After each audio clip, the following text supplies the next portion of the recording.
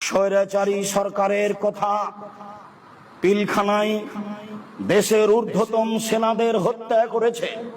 পৃথিবীর মানুষ জানে, নির্বিচারে বহু মানুষকে হত্যা করেছে।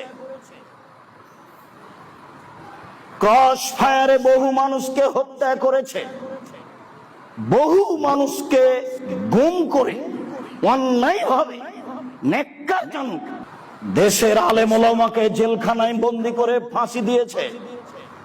দেশের আলেম ওলামাকে জেলখানায় বন্দী করে আজীবন জেলে রেখেছে।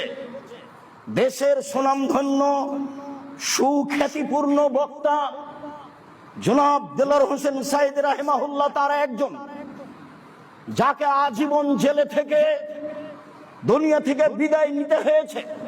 কেনা তাকে চিনে না, কেনা তাকে জানে না। স্বৈরাচারী শাসক নির্বিচারে কত মানুষকে হত্যা করেছে। এই দেশের নিরীহ নিরপরাধ ভবিষ্যতে জাতির জাতীয় সম্পদ শত শত শিক্ষিত ছেলেকে হত্যা করেছে।